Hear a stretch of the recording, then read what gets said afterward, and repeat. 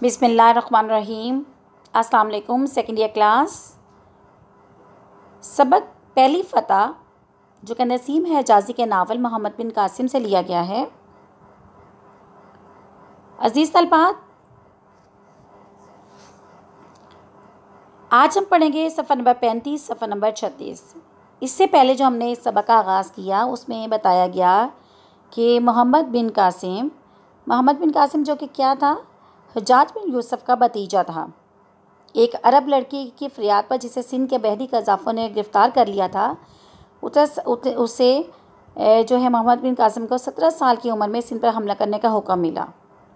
अब यकम रमज़ान मुबारक 93 हिजरी से 10 रमज़ान मुबारक तक लश्कर इस्लाम का सिंध के हुक्मरान राजा दाहिर से देबल के मुकाम पर मुकाबला हुआ। राजा दाहिर के पास 60,000 सिपाही थे और 100 जंगी हाथी थे, जबकि मोहम्मद बिन कासिम के पास सिर्फ 12,000 सिपाही और 3,000 सिंधी सिपाही थे। राजा दाहिर इसमें मारा जाता है और देबल फतह होता है और इस्लामी लश्कर फतह के झंडे से लहराता हुआ मुल्तान तक जा पहुंचता है। अच्छा, यहाँ हमने पिछले सफ़े में हमने पढ़ा था कि इस तरह से वो बसरा से निकला। उसके पहले 5,000 थे, फिर 12,000 सिपाही उसके साथ हो गए। अब जब वो देखें, अब वो कहाँ पे पहुँचता है, मोहम्मद बिन कासिम जो था शराज से होता हुआ मकरान पहुँचता है।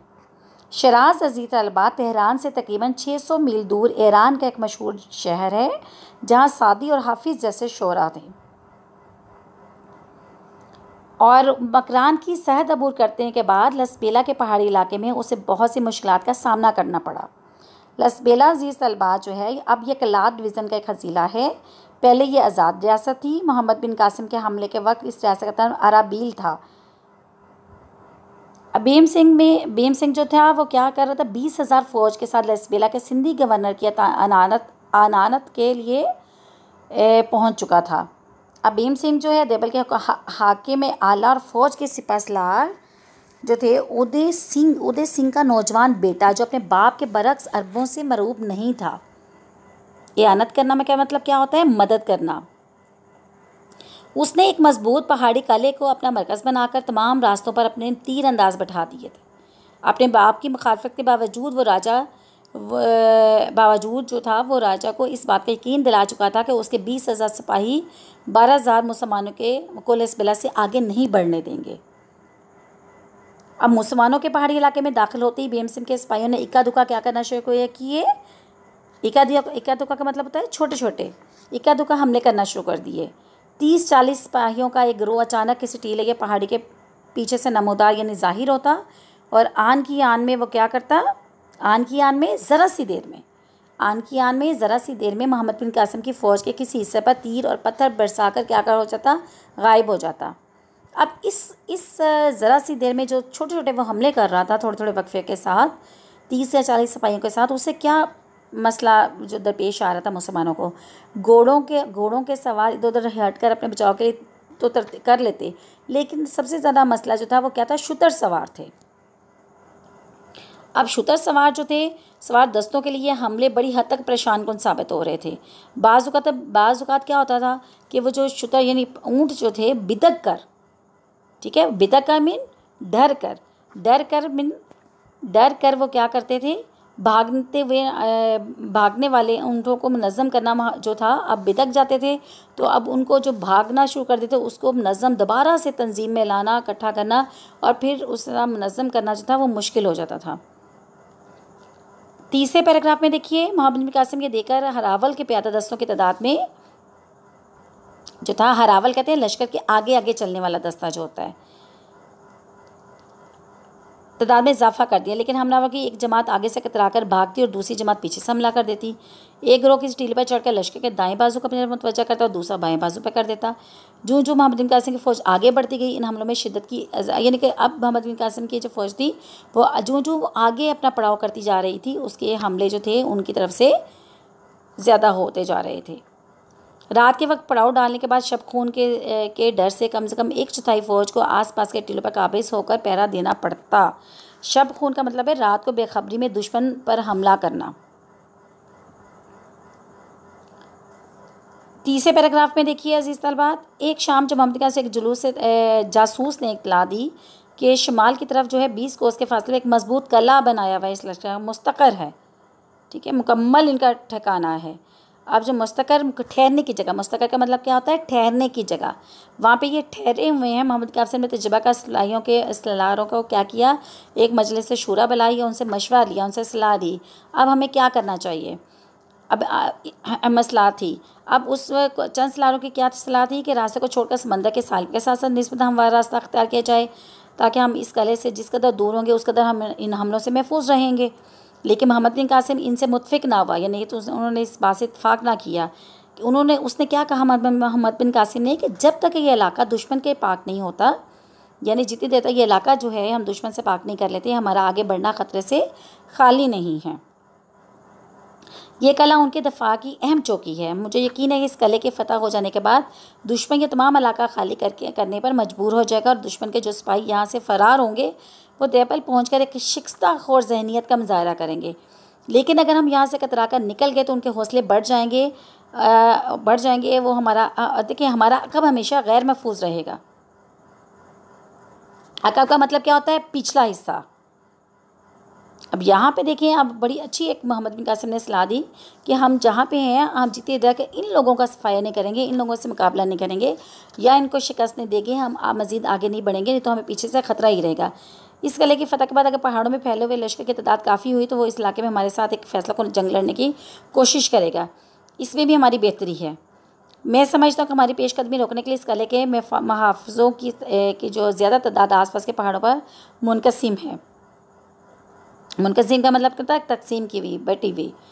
मैं आज सूरज निकलने से पहले इस किले पर हमला करना चाहता हूँ और इस मकसद के लिए मैं अपने साथ कितने फ़कत 500 प्यादा सिपाही ले जाना चाहता हूँ।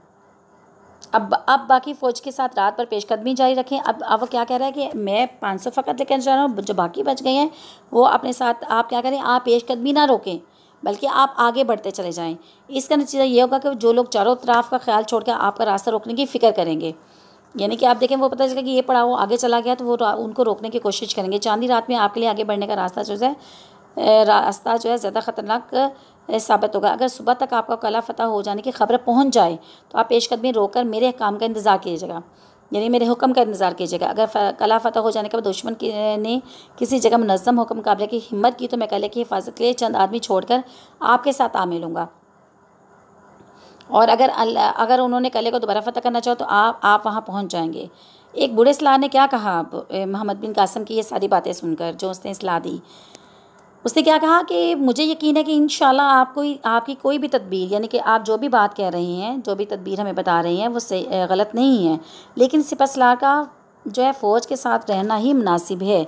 सिपहसालार की जान बहुत कीमती होती है, वो फ़ौज का आखिरी सहारा होता है। अगर उस ख़तरनाक मुहिम में आपको कोई हादसा पेश आ गया तो आगे उसने कैसे मान गया, नहीं कि वो खदशा जाहिर कर रहा है अगर आपके साथ हादसा पेश तो पूरी फ़ौज का क्या होगा। अब देखिए मोहम्मद बिन कासिम जो कि 17 साल के थे, हजाज के भतीजे थे, बहुत अक्लमंद, ज़ी-शऊर और मामला फ़हम थे, कम उम्र होने के साथ साथ, लेकिन देखें जहाँ पे एक तजर्बा बहुत कम होने के साथ, लेकिन वो अपनी अक्लमंदी, दानिशमंदी के साथ वो क्या बात कर रहे हैं, अपने सिपहसालारों को जो हैं वो क्या सलाह दे रहे हैं, क्या बात कर रहे हैं। कि मोहम्मद बिन कासिम ने जवाब दिया कि कादसिया की जंग में ईरानियों को अपने ज़बरदस्त लश्कर के बावजूद अपनी इसलिए शिकस्त हुई कि उन्होंने अपनी ताकत से ज़्यादा रुस्तम की शख्सियत से उम्मीदें वाबस्ता रखी। रुस्तम मारा गया तो वो मुसलमान की मुट्ठी पर जमात के मुकाबले में भाग निकले, लेकिन उसके बाद मुसलमान के सिपहसालार साद बिन वकास घोड़े पर चढ़ने के काबिल ना थे। उन्हें मैदान जंग से अलग एक तरफ बैठना पड़ा, लेकिन मुसलमान के खुद एतमादी में कमी नहीं आई। और खुद एतमादी का यह आलम था कि उन्हें अपने सिपहसालार की मौजूदगी का एहसास तक ना था। हमारी तारीख़ में आपको कोई ऐसा वाक़या मिलेगा जब सलाह की शहादत से बददिल होकर मुजाहिदों ने हथियार डाल दिए हों। अब आगे क्या, अब देखिए यहाँ पे वो बात कर रहे हैं कादसिया की, जंग कादसिया की। अब जंग कादसिया जो है 14 हिजरी 635 में मुसलमानों और ईरानों में होने वाली जंग, जो कूफे से 10-11 मील मगरिब में कादसिया के मुकाम पर हुई। इस जंग में इस्लामी फ़ौज के सिपहसालार हज़रत साद बिन अबी वक़ास रज़ी अल्लाह तआला अन्हु थे। इस जंग में मुसलमानों को फ़तह हुई। ईरानी का मशहूर जनरल जो था रुस्तम मारा गया और इराक़ मुसलमानों के कब्ज़े में आ गया। साद बिन अबी वक़ास जो हैं मशहूर सहाबी रसूल सल्लल्लाहु अलैहि वसल्लम है, जिन्होंने 17 साल की उम्र में इस्लाम कबूल किया। ज़बरदस्त तीरंदाज थे। ईरान और इराक़ के फातिहा थे। जंग कादसिया में मुसलमान फ़ौज की क़यादत की, लेकिन घुटनों में दर्द की वजह से घोड़े पर नहीं बैठ सकते थे, इसलिए अमलन जंग में शरीक ना हो सके। रुस्तम जो था मशहूर ईरानी पहलवान था, ईरानी फ़ौजों का सिपा सलार था। आगे देखिए क्या मोहम्मद बिन कासिम जो है बहुत, अगर आप इन जुमलों को लें जो एक मुसलमानों का आप ज़िंदगी का खासा हो सकते हैं। हम बादशाहों और सलारों के लिए नहीं लड़ते, हम खुदा के लिए लड़ते हैं। बादशाहों और सलारों पर भरोसा करने वाले उनकी मौत के बाद मायूस हो सकते हैं, लेकिन हमारा खुदा हर वक्त मौजूद है। कुरान में हमारे लिए उनके अहकामात मौजूद हैं। मैं दुआ करता हूँ कि खुदा मुझे कौम के लिए रुस्तम ना बनाए, बल्कि क्या बनाए, मुस्ना बनाए। अब देखिए मुस्ना, हज़रत मुस्ना बिन हारसा मुसलमान जर्नल जिन्होंने ईरान और इराक़ की फ़तह में मुसलमानों के बाज़ लश्करों की क़यादत की तौफ़ीक दे, जिनकी शहादत ने हर मुसलमान को जज्बे शहादत से सरशार किया। मेरे लिए सिपह सलार की जान की कोई कीमत नहीं, जो उसे अपने सिपाहियों की तलवारों के पहरे में छुपा कर रखता है और अपने बहादुरों को की जान की बाजी लगाने बजाय जान बचाने की तरगीब देता है।